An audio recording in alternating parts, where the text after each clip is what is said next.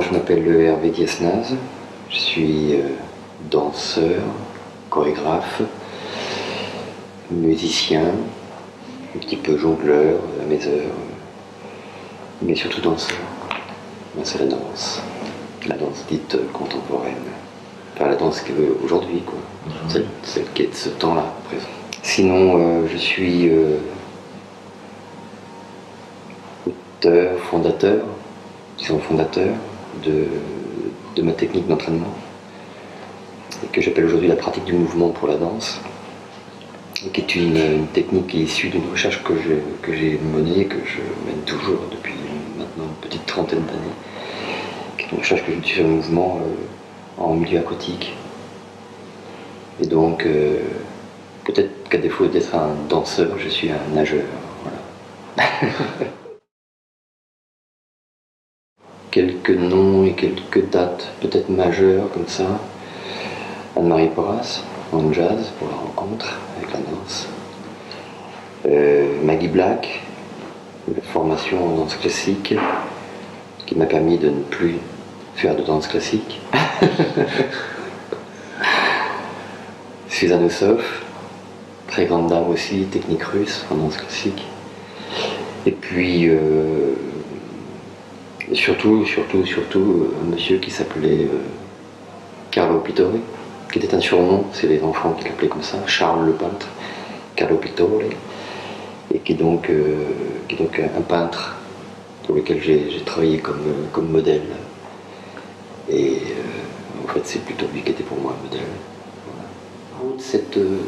Cette idée du vol, dans le sens vraiment propre du terme, mais aussi c'est l'idée du vol par une autre technique de déplacement que j'ai découvert, que je façonne peu à peu comme ça techniquement, puisque je suis, à défaut d'être auteur, mais je suis fondateur de ma technique, donc cette chose-là appartient à cette pratique, et que j'appelle le vol chorégraphique, et qui consiste très très simplement, dans un premier temps, à imiter les bancs de poissons ou les vols des tourneaux, mais ça sur nos deux jambes.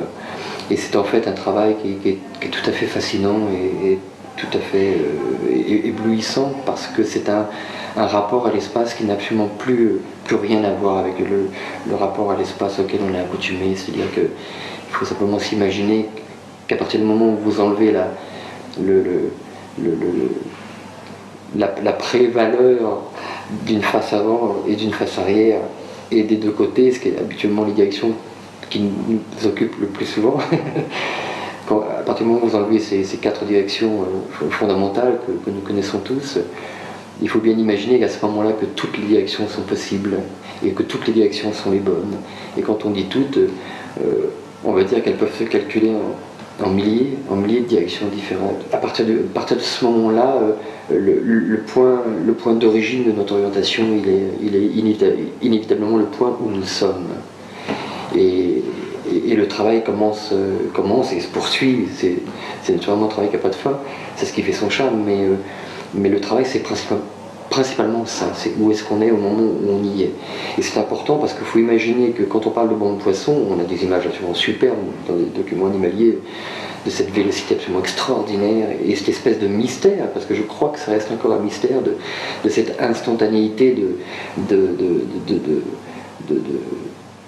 d'accord sur la direction à prendre quand on banc de poisson, comment ce banc de poisson comme ça, par quel message apparemment instantanément transmis d'un côté de l'autre, comme ça, il y a un mystère par là, et en fait, d'une certaine manière, on goûte un peu à ce mystère, hein. Et c'est vraiment une question d'histoire d'écoute. Et ce qui est tout à fait étonnant, c'est que quand on dit qu'il faut savoir là où on est, ça pourrait être un discours très individualiste, et il concerne l'individu. Vous êtes là où vous êtes, je suis là où je suis, et ça, on ne peut pas le nier, et c'est bien comme ça. Mais très curieusement, et dans le vol, c'est tout à fait concret techniquement. C'est que si je sais où vous êtes et si je sais où je suis, alors je sais où nous sommes.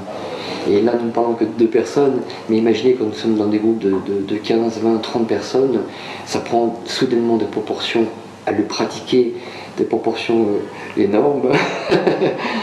Et pour les personnes qui assistent au vol, ça prend une proportion qui est vraiment très très belle. On a vraiment affaire à un groupe. Donc je dis souvent que l'intérêt du vol, c'est au moins pendant un moment, au moins pendant un instant, c'est d'être tout simplement ensemble. Et c'est un vrai travail.